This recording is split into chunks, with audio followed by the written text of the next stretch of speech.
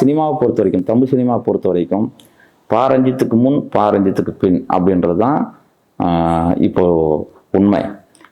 ரஞ்சித்துக்கு முன்னால் தலித் அரசியல் இங்கே எந்த அளவுக்கு பேசப்பட்டது, முற்போக்கான கதைகள் எந்த அளவுக்கு பேசப்பட்டது அப்படின்றது எல்லாருக்குமே தெரியும்.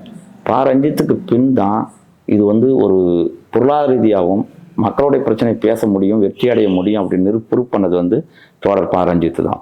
அது அட்டகத்தி மிகப்பெரிய வெற்றி பெற்றது. மெட்ராஸ் அதோட வந்தது.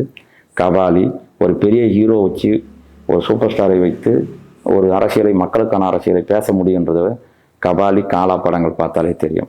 அதை ஒட்டி தான் பரியேறும் பெருமாள் போன்ற படங்கள், அசுரன் போன்ற படங்கள், இப்போ நந்தன் போன்ற படங்கள், இதை மாதிரியான படங்கள் வந்து வர்றது, எடுக்க முடியும், படம் வெற்றி அடையும் அப்படின்னு எல்லா ப்ரொடியூசருக்குமே ஒரு நம்பிக்கை வந்தது. அதை ஒட்டி அவங்க ஓட ஆரம்பித்தாங்க. எது விற்கிதோ அதை வந்து அவங்க சிறப்பாக செய்யணும்னு நினைப்பாங்க. குண்டு படம் நீலம் ப்ரொடக்ஷனில் ரொம்ப முக்கியமான ஒரு பெரிய வெற்றி பெற்ற படம் பொருளாதார ரீதியாகவே.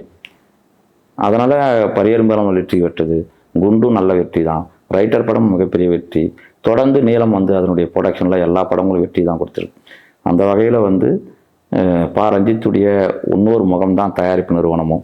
தான் எடுத்த படங்கள் வெற்றி அடைவது மட்டும் இல்லாமல், வெற்றி அடைகிற மக்கள் பேச தயங்குகிற கதைகளை, மற்றவர்கள் பேச தயங்குகிற கதைகளை எடுத்து அதை வெற்றி அடைய வைக்கணுன்றதில் அவர் மும்முனைப்பாக இருந்து கண்டிப்பாக அதை ப்ரூவ் பண்ணியிருக்கிறார். தொடர்ந்து அதை செயல்படுத்திட்டு வர்றார். ஓகே.